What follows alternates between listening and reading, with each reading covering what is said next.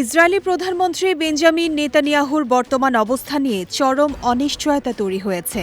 ইরানের ইসলামী revolutionary guard corps দাবি করেছে, তাদের ১০ম দফার ক্ষেপণাস্ত্র হামলায় নেতানিয়াহুর কার্যালয় সরাসরি ও ভয়াবহভাবে আঘাতপ্রাপ্ত হয়েছে। তবে এ প্রতিবেদন লেখা পর্যন্ত ইসরায়েলের পক্ষ থেকে কোনো আনুষ্ঠানিক প্রতিক্রিয়া পাওয়া যায়নি।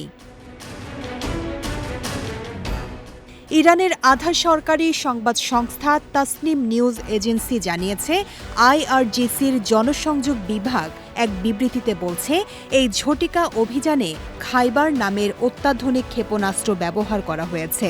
হামলার প্রধান লক্ষ্য ছিল দুটি গুরুত্বপূর্ণ স্থাপনা, ইসরায়েলি প্রধানমন্ত্রীর কার্যালয় এবং বিমান বাহিনীর কমান্ডারের বাসভবন। তাদের দাবি, লক্ষ্যবস্তুতে নির্ভুল আঘাত হানা হয়েছে এবং ব্যাপক ক্ষয়ক্ষতি হয়েছে। হামলার পর থেকেই নেতানিয়াহুর অবস্থান বা শারীরিক পরিস্থিতি সম্পর্কে নির্ভরযোগ্য কোনো তথ্য প্রকাশ না হওয়ায় রহস্য ও উৎকণ্ঠা বাড়ছে। আন্তর্জাতিক মহলেও উদ্বেগ ছড়িয়েছে। এই নীরবতা কি কৌশলগত, নাকি পরিস্থিতি সত্যি গুরুতর? গত শনিবার ইরানে যুক্তরাষ্ট্র ইসরায়েলের যৌথ সামরিক অভিযানের জবাবে তেহরান পাল্টা হামলা শুরু করে। সোমবার পর্যন্ত ১০ দফায় ড্রোন ও ক্ষেপণাস্ত্র নিক্ষেপ করা হয়েছে বলে দাবি করা হয়েছে, যার লক্ষ্য ছিল শুধু ইসরায়েল নয়, মধ্যপ্রাচ্যে অবস্থিত মার্কিন ঘাঁটিগুলো।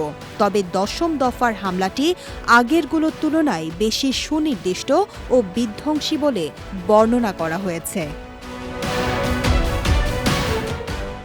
ইসরায়েলি সরকারের আনুষ্ঠানিক বিবৃতি না আসা পর্যন্ত পরিস্থিতি ঘিরে জল্পনা কল্পনা চলতেই থাকবে। তবে এ কথা স্পষ্ট, এই হামলা মধ্যপ্রাচ্যের চলমান সংঘাতকে আরও অনিশ্চিত ও বিস্ফোরক পর্যায়ে ঠেলে দিয়েছে। বিজয় টিভি নিউজ ডেস্ক।